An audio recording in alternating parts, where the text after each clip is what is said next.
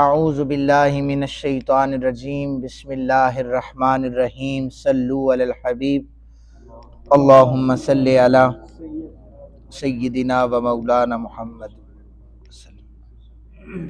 آیات آپ کے سامنے، میرے ساتھ پڑھیں جی. بسم اللہ الرحمن الرحیم.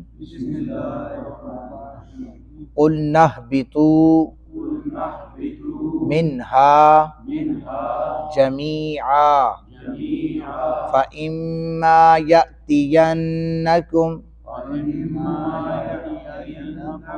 مِنِّي هُدًى فَمَن تَبِعَ هُدَايَ فَلَا خَوْفٌ عَلَيْهِمْ وَلَا هُمْ يَحْزَنُونَ. وَالَّذِينَ كَفَرُوا وَكَذَّبُوا بِآيَاتِنَا أُولَئِكَ أَصْحَابُ النَّارِ هُمْ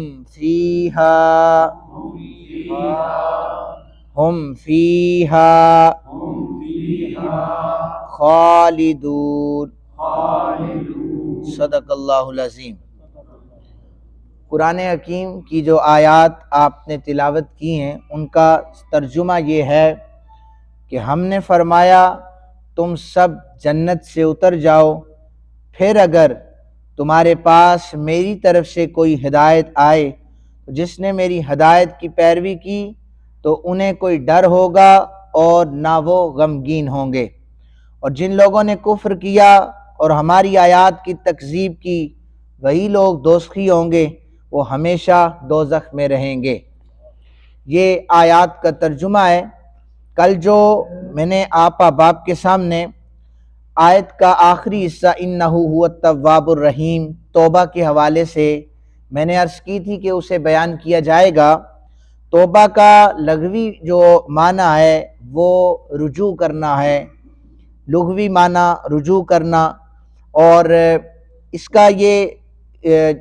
کی اگر آپ تشریح کریں تو وہ ایسے ہے کہ بندے کی توبہ یہ ہے کہ وہ گناہ کو چھوڑ کر اللہ وحدہ لم یزل کی اطاعت میں آ جائے، غفلت کا شکار ہو کر جیسے پہلے وہ ذکر کرتا تھا اس غفلت کو چھوڑ کر اللہ وحدہ لم یزل کی طرف آ جائے، اسے توبہ کرنا کہا جاتا ہے.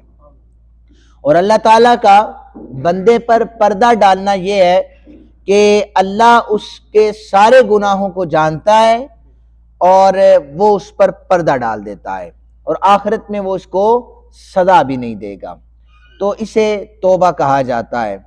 شرعی معنی ایک اور بھی موجود ہے کہ گناہ کو برا جان کر فی الفور ترک کر دینے کا نام بھی توبہ ہے. آپ نے یہ دیکھا ہوگا کہ گناہ میں حضرت آدم بھی تھے جو دانا انہوں نے کھایا تھا، اور اس میں حضرت حوا بھی تھی، لیکن توبہ کا بار بار ذکر حضرت آدم کا آ رہا ہے، حضرت حوا کا ذکر ہی نہیں ہے.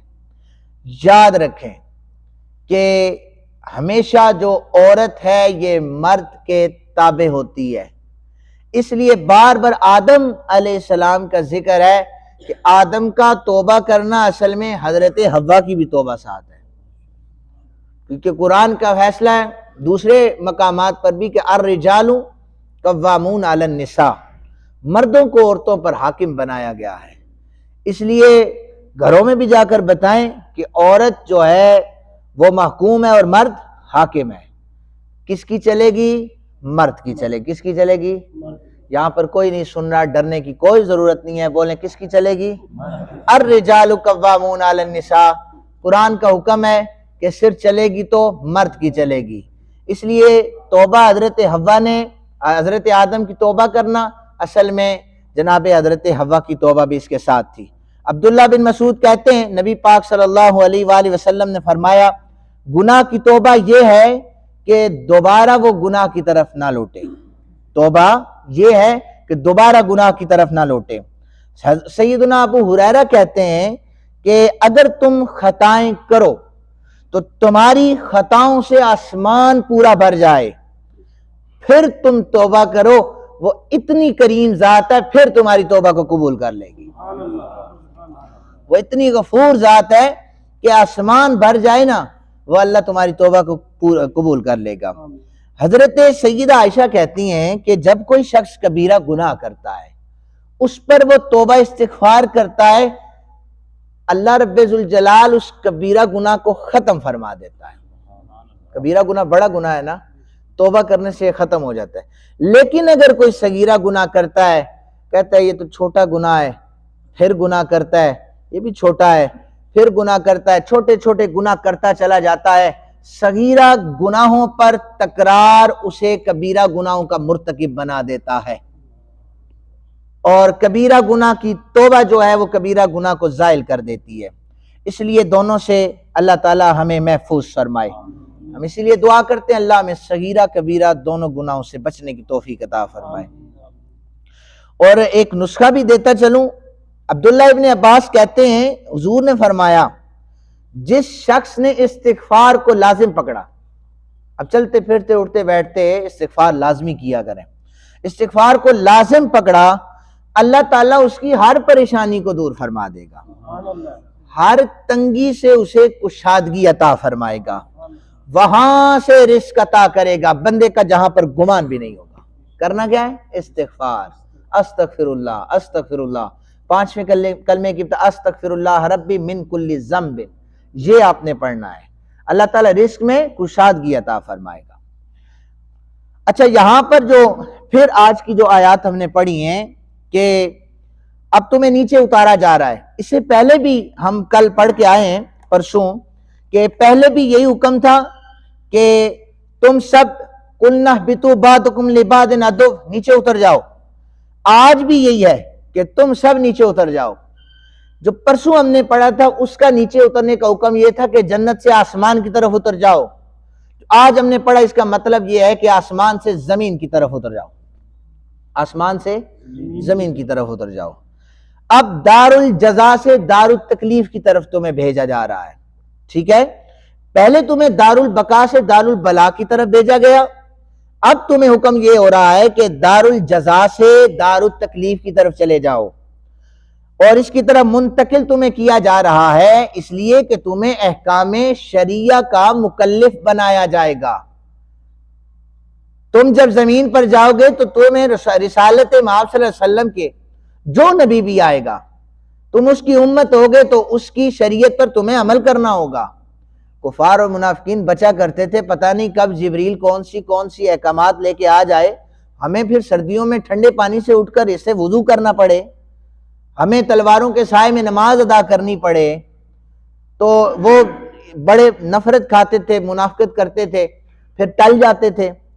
تو فرمایا کہ تمہیں اللہ کے راستے میں چلتے ہوئے تکالیف دی جائیں گی، دار التکلیف میں تم جا رہے ہو، تو یہاں پر شرعی احکام جو ہیں ان کا مکلف تمہیں بنایا جائے گا، اب تم نے ان پر عمل کرنا ہے۔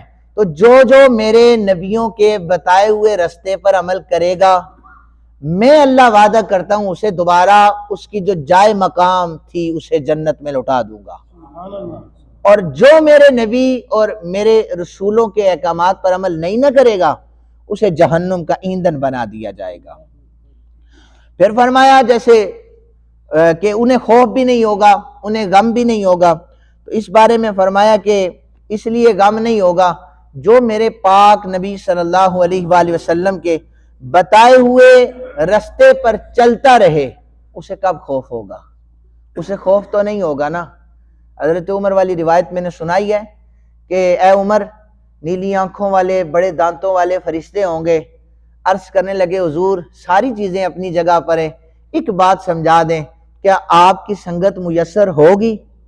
فرمایا میری سنگت تمہیں میسر ہوگی۔